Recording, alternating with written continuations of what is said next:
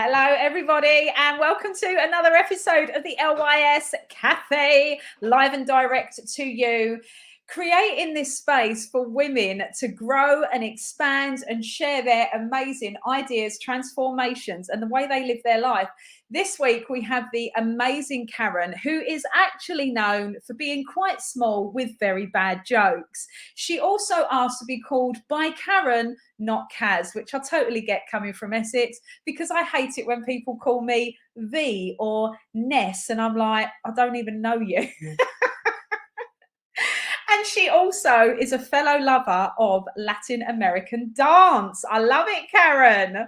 So I'm bringing her up onto the stage. I am releasing her mic, and we did talk about some questions. So what she's going to reveal about the Pilates world for women that are on the sidelines, thinking it's just yoga, you know, it's just laying around kicking your legs about. Karen's going to change that for you. So Karen, welcome, welcome, welcome. Thank you very much. And amazing. Sure might change their opinions. It might completely put them off, which is worrying. So Karen, how do you want to do this? Do you want to take to the stage, or do you want me to go through the questions with you? No, go through the questions with me. That would be good. Amazing. All right then. Well, the first one I've got to ask then, being a Pilates instructor myself, is let's talk about the age of the women and how we go through the processes, because I don't know whether you'd agree, Pilates is so important. I found turning 35, I'm a bit older than that now, the importance of doing Pilates. For me personally, it strengthened my yoga. I'm a bodybuilder, so it strengthened my weight training. It cleared so many aches and pains. So what is it? How is it helping us develop as women as we get older? I mean, I think the problem to begin with, it's not necessarily women's fault, but there are things that we do to ourselves that actually set us up for that. Once you turn your kind of 35, 40, that the aches and pains start creeping in, and you notice when you get up off the chair and there's usually a cacophony of, oh, as you get up and get down. That's kind of when you need to be listening to the body and going, you need to do something about that, love.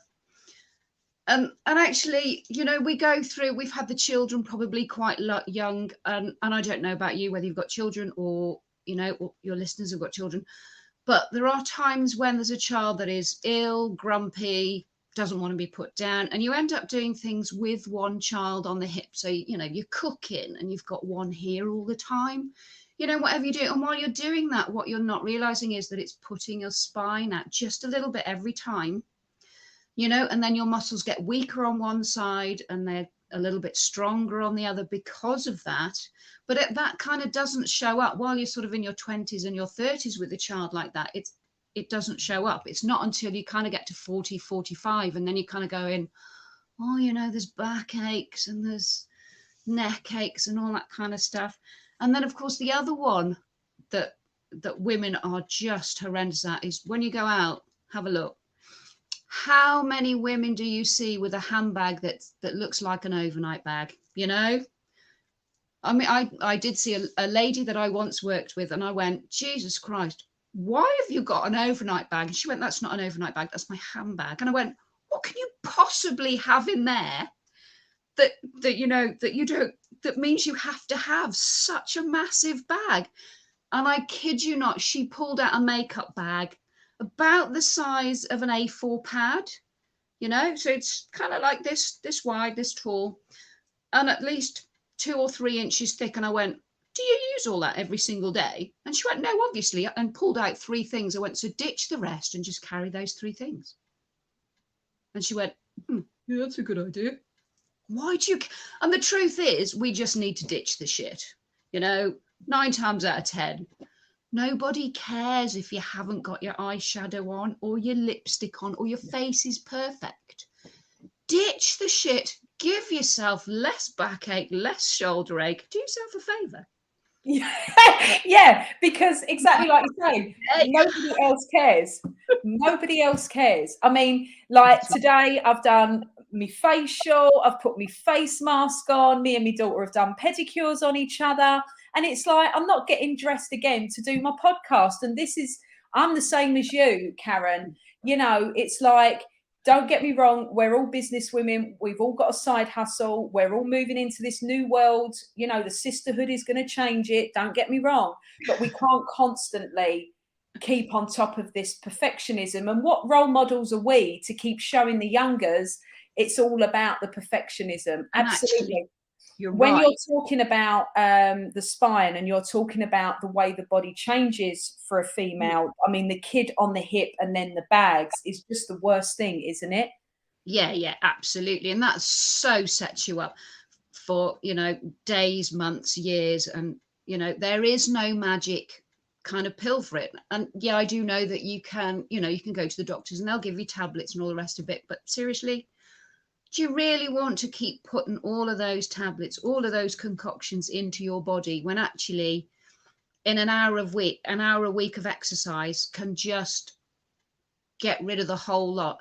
Admittedly, it won't get rid of it overnight because you didn't get that way overnight. But you know, there is a nice little quote of Pilates that says in 10 sessions you'll feel better, in 20 sessions you'll look better, and in 30 sessions you'll have a whole new body. And that's kind of how it goes. And you get out. Pilates is one of those exercises, a bit like anything else really, the more you put in, the more you get out.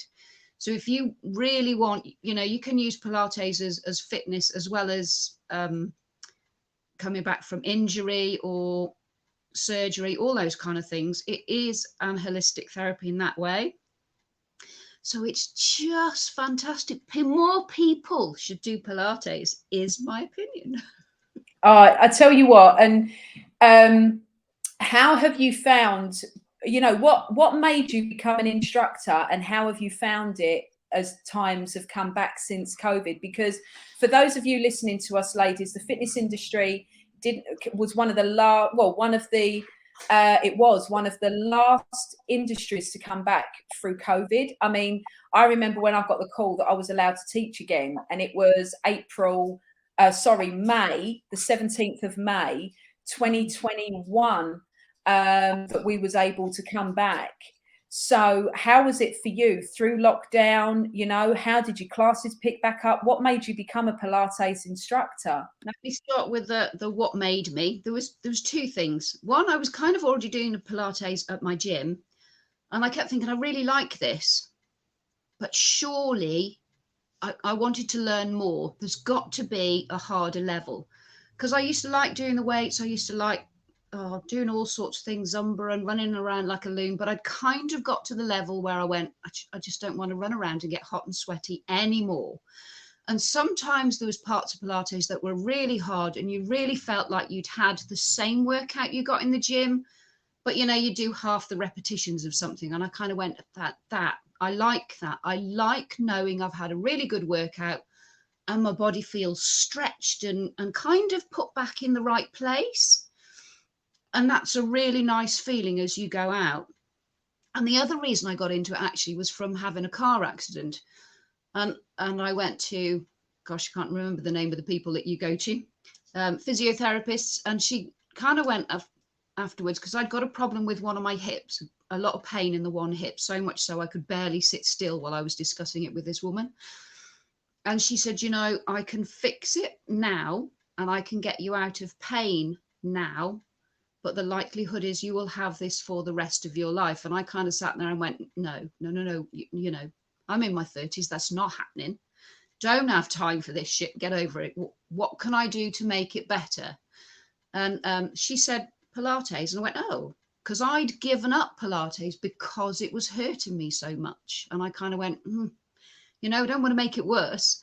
But actually she went, no, it sounds counterintuitive. And I absolutely agree. At the time, I was like, really? I'm not sure about this. And she went, no, go, keep going, keep doing it. She said, because what's happening is you've kind of weakened that side of the body, which goes back to the handbag and the baby. You've weakened one side of your body. And what we tend to do is, rather than use it to strengthen it, we go, oh, that hurts, I'll use the other side, which is what I was doing. And she was going, no, no, no, that's the bit that's making it worse, not better. I said, so when I'm feeling the pain, I need to stand on it. She went, yeah, okay, I'll trust you. So I went back to Pilates, and she wasn't wrong. Within maybe a month, I noticed the days of pain got shorter and shorter. So actually, a lot of the time you don't kind of notice that you're not in pain, but you notice that you haven't had any, if that makes sense. So yeah. And then I kind of went, I want to know more. I had this need to know more. So then I went off and I found a course. I sat at home and I did that in the evenings around my 9 to 5. And then I worked actually with my Pilates instructor, which was really nice, at the gym. And she helped me with the classes and sort of giving the classes, because, you know, learning it is one thing, but then standing in front of a group of people is completely another. And I'm not a person that does things like this. I'm not a person that stands up in groups, in front of groups and people and has a chat, not without going flame red and stuttering all over the place. So I needed that time actually. And she was really helpful, and she would give me like 10 minutes, and then that would stretch to half an hour. And then it got to the point that she'd go, so you're it today, I'm off. Okay then, bye-bye. So, and that was how I got into it, which was really, really nice. What was the other half of your question? So you've become this amazing instructor, and how lovely as well to have that mentor. It was obviously meant to happen for you, because I know, being a fitness instructor myself, with women on women, it's a dog eat world out there. And if they find that unfortunately you're trying to take their spot, or, you know, you're saying I can cover for you if you're ill or whatever, it's very difficult to get your foot in the door. So that's lovely. You had a really nice mentor and that happened. Yeah. So you become this instructor, and how, and you spoke about the benefits of it for yourself, but how did you find, you know, taking on that class, and how you've seen the transformation for your customers, clients, participants over the time? Well, you know, sadly, not long after I got my qualification, and we'd done about 6 months with my mentor, her gym closed down, and there was a lot of ladies that sort of went to Pilates, and I went, look, I'm, you know, planning on doing Pilates. Would you like to come? And I kind of had a handful of ladies that went, yes. So that was probably 4 years ago, and they've been with me ever since. And I sort of said, so this is kind of what my plan is to do a little bit more, see if we can't add a bit more in, make it a bit more difficult to grow your strength, your flexibility, and all this kind of thing. And they all went, absolutely. Oh, great. So that, from that point of view, it was really, really easy. I know you mentioned actually, how was it for COVID? And I must admit, Yes. I know you said like that you stopped for a couple of years and then it was really hard for you to come back. But actually, we stopped for about 2 weeks. And I kind of went, I can't be doing this. So what is our alternative? So we tried lots of alternative, you know, the 40-minute Zoom, when then it wouldn't kick you off and kick you, and then you'd have to come back on again. I went, no, this is rubbish. So I just went, you know what, we'll just do it. I'll buy the monthly program of Zoom. We will do it on Zoom every week. Job done. And that's pretty much what we did. So we had 2 weeks off, and that was it. So that's where we've stayed on Zoom, because sort of after that first year, there was a lot of, oh, you can come back. And then 2 weeks later, it was, oh, no, you can't. Oh, you can. No, you can't. And I kind of went, I just can't be doing with all the messing around. Even for me, that was annoying. So it must have been annoying from everybody else's point of view. So I just kind of looked at them and went, you know, this is what I want to do. Does this work for you? And a lot of them kind of went, actually, because they'd spent 2 years of doing it with me online, and I'd actually picked up quite a few more clients while we were in lockdown, because they were not getting out and actually missing that contact. So kind of over those 2 years, we sort of built a really nice community. So you'd have your little welcomes and everything. We do an hour of Pilates, and then we'd kind of have a little chat afterwards, and they'd tell me what was good for them, what was bad for them, their wins, what they were doing. And it's actually a really nice little community. So, you know, other people come in, they encourage them along, which is really, really lovely. You know, when you've got one of your older members that is kind of been with me for about 2 or 3 years, and when they're sort of the new member is expressing how difficult they're finding it, one of my older members will go, oh, you know what, we've all been there. And they will tell her my worst points as well. Like when she says relax, she doesn't mean relax. She just means, stop that one for a second while we move on to something else quickly. So yeah, they will tell them all of my bad points. So I'm going, great, thanks for that. But yeah, it's a lovely community of women that I have. And that makes me quite proud. And when they share their wins, oh my goodness, that is fantastic. I love that. And I love how you've built that up. So for people watching this as well, what you've also expressing, Karen, is how easy it is when you're just in the flow. And Pilates being so sort of misunderstood, as well as yoga has. But slowly people are getting round, men as well. I've had quite a few men in their late 60s, early 70s, those old engineering jobs.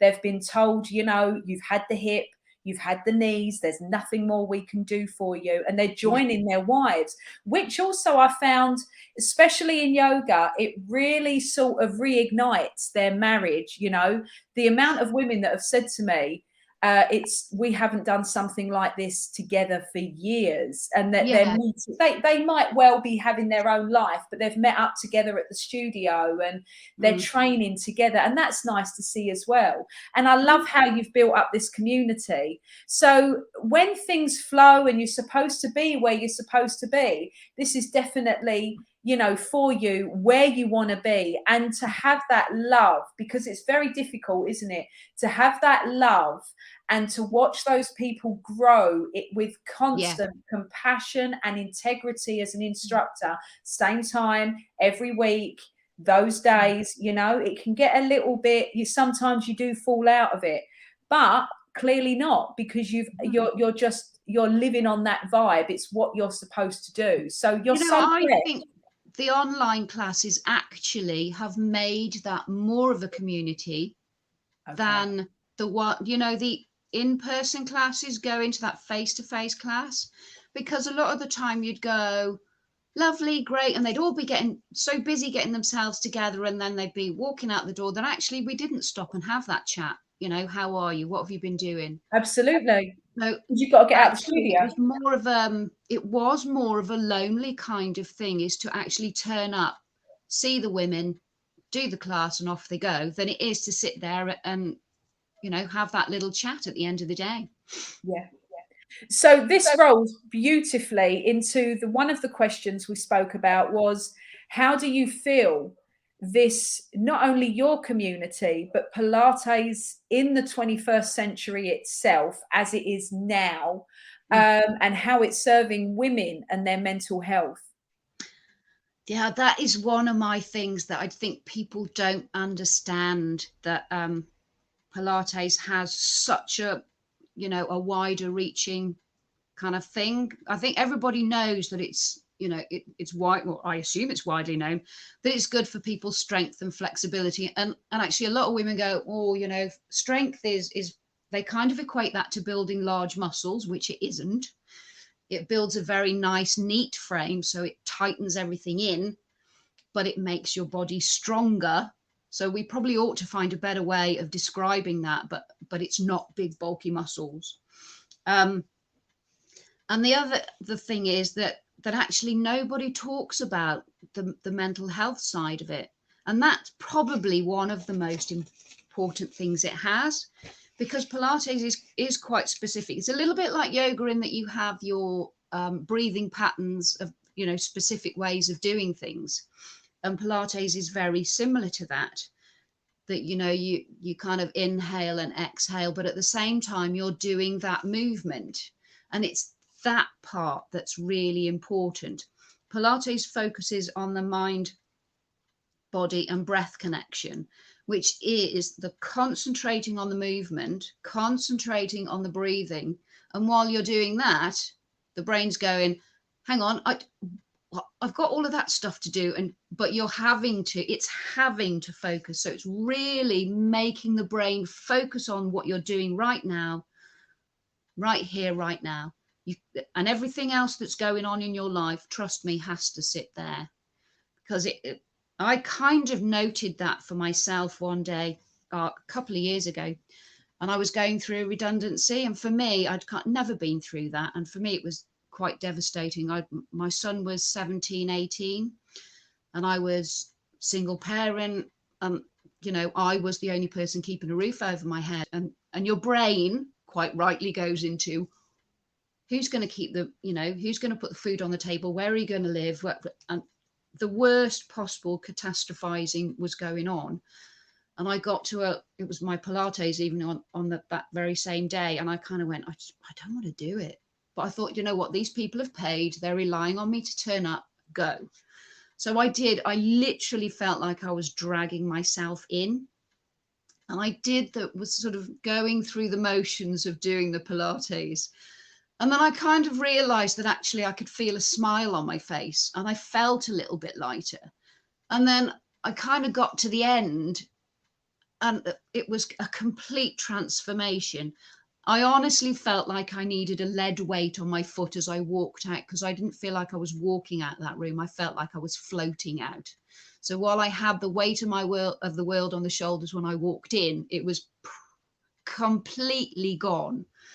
And while your brain can't concentrate on the what ifs, who ifs, how am I, all of that rubbish, your brain actually then manages to go, hang on a minute, how about you do this? Or you could try this, or maybe you could go for that job. And all of a sudden in an hour, I'd gone from, oh my God, to, hang on a minute, I have options here. And that was a really big moment for me, you know, when you kind of go from rock bottom to absolutely up here and go, no, this is going to be absolutely fine. I've got options. I can do this. I can do that. I can, you know, and your brain can start, you've given yourself time for your brain to just chill out, and then it kicks into what can we do without you even having to think about it. And that was just magnificent. And I think it is not, I think, but it is so powerful. It is so powerful to, like, they blame it on women again, don't they? The way our brains function, and we're all over the place. But actually everybody has it. And that ego, and that little voice in your head that exactly that, oh my God, I can't believe what's happened, this is awful, you're gonna die, oh well, you might as well just go and hide somewhere, because you're not going to be able to get any money, and what are you going to do without a job? And it's just like, no. And I'm very similar to you, where I have dragged myself to classes before and just been exhausted. But you get there and you're like, and I, like, probably like you just say thank you so much to the guests for turning up, because if it wasn't for them, you would not have given yourself that space. So just before we go into to wrap it up with our amazing three items that you would take to a desert island, what would you? My lot are all walking around here now opening chocolate bars because they've eaten their dinner. What I did find that really tricky, that 3 items, and I kind of sat there and went, actually, what would I take? And they're just nice questions, aren't they, to write? Because we do think, like, oh yeah.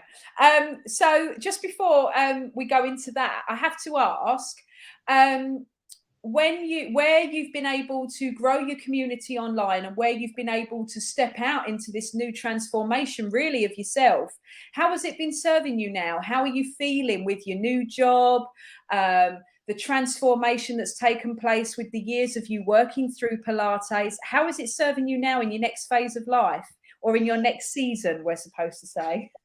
I think, I'm in a really nice place right now. I've kind of had, my business was very, very small, and I sort of maybe 10 or 15 ladies that came to me frequently. So we've kind of, in the last 3 or 4 months, we've doubled that. So we're steadily growing, which is really nice. So it's nice to have more people. And I'm not quite sure, but I just kind of went, right, this year we're growing the business. That's what we're doing. So what I'd quite like to do is scale back my 9 to 5 and scale up the Pilates so I can do more for me, with the eventuality of dropping the 9 to 5 and working for myself. You know, a little bit more work-life balance, that actually doing stuff that I enjoy, because it's not really work when you enjoy it, is it? You know, I know on the really bad days, it feels like hard work to drag yourself in, but actually once you've done the hour, it's like, that was fantastic, you know, and I float out, let alone everybody else. So that's absolutely fine. So that's kind of where we're going. Oh, I'm so pleased to hear that. I'm all up. I'm all to see up. where we can get. Yeah, and you've just got to do that. That's the most scariest thing as we start to build our businesses and our empires. It absolutely is. So, Karen, what would be the 3 items you would take to your desert island where you are left there for 18 months? 18 months, people. What would you take? What would I take? See, there's so many things that I like doing, because I quite like to sew as well and create things. And then I sat there and went, I don't know. And then I went, okay, I did come up with 3 things. One of them was a Kindle, so I could just sit and read. Yes. Because I quite like having time to read, time to relax. There has to be the Pilates mat. I mean, ordinarily I wouldn't take it, but I was thinking of the sand. It's not always good to exercise on the sand because you don't want a face full of sand. So I thought, you'll need your Pilates mat, definitely. And then, and you'll probably laugh, my laptop. Brilliant. So that I can still do my Pilates classes online. You can do them from anywhere in the world, can't you? You just get online, you have the link, that's done. That's it. What I would do, and then relax the rest of the time, feet up. Yeah, absolutely. Absolutely. Because where there's a will, there's a way. So we've definitely found that out on this episode. You can take the girl out of Pilates, but you can't take Pilates out of the girl. Absolutely not. And haven't I learned that these past couple of weeks? That's for sure. I've only done one session and I was like, oh, why am I feeling so rubbish? I wonder why, Karen. I wonder why. Darling, it's been absolutely amazing meeting you. Where can people find you, and where can they find and jump on board these amazing classes? So if you go to Facebook and you look at KM Pilates at Cirencester, you should find me. If not, you can go onto my normal page at Karen Myatt and drop me a message there. That's absolutely fine. And both pages have the same picture. If you Google me, I Googled myself the other day and was shocked to how many posts were there for me to look at. And I went, oh my God, they're all me. So that was a little bit funny. And you'll also find a YouTube channel there as well that has 4 little exercises on there. So for neck and shoulders, lower back, just to release the tension and strain there. Yeah, pop me a message anytime.